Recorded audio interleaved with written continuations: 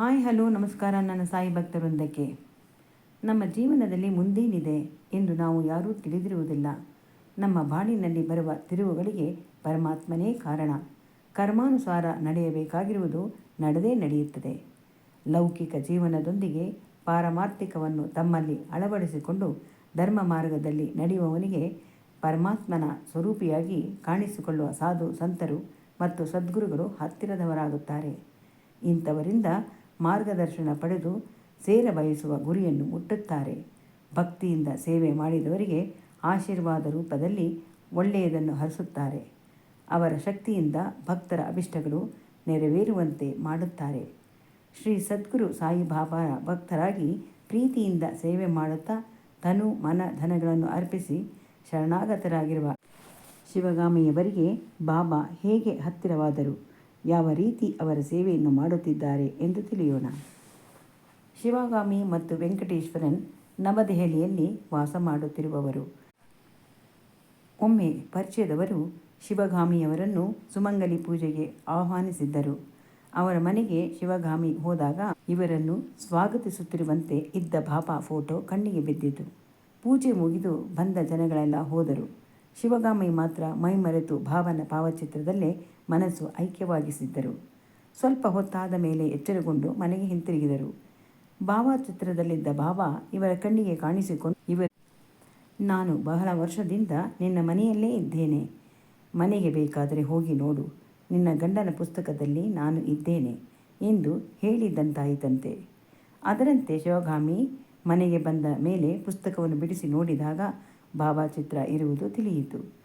ಬಹಳ ವರ್ಷಗಳ ಕೆಳಗೆ ಯಾರೋ ಗಂಡನಿಗೆ ಕೊಟ್ಟಿದ್ದನ್ನು ಅವರು ಅದರಲ್ಲಿಟ್ಟಿದ್ದರು. ನಂತರ ಶಿವಗಾಮಿ ಅವರ ಪತಿ ವೆಂಕಟೇಶ್ವರನಿಗೆ ಮರೆತು ಹೋಗಿತ್ತು.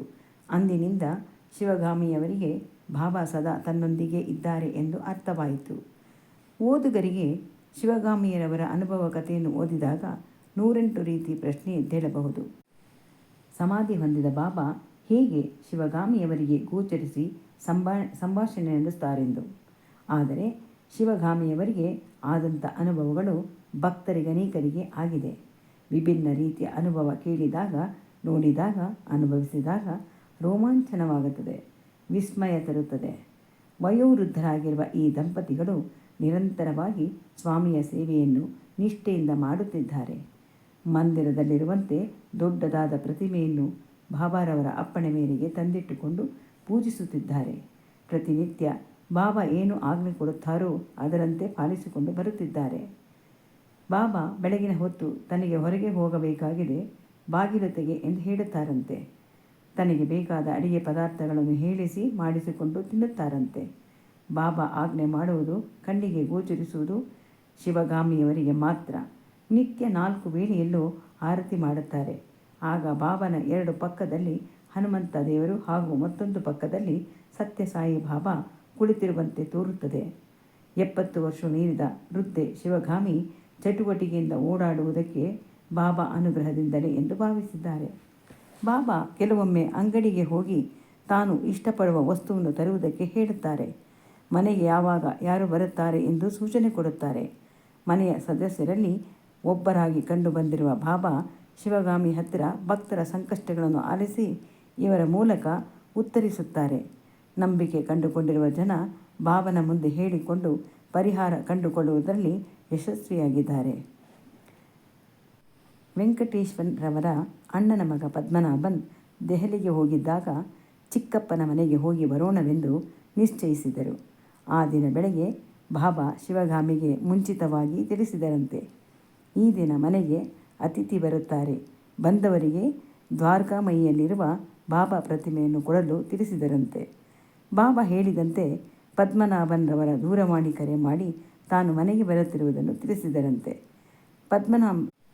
ಪದ್ಮನಾಭನ್ರವರು ಊಟ ಮಾಡಿ ಹೊರಡಲು ಎದ್ದು ನಿಂತಾಗ ಶಿವಗಾಮಿಯವರು ದ್ವಾರಕಾಮಯಿಯಲ್ಲಿರುವಂತಹ ಪ್ರತಿಮೆಯನ್ನು ಅವರಿಗೆ ತಂದುಕೊಟ್ಟರಂತೆ.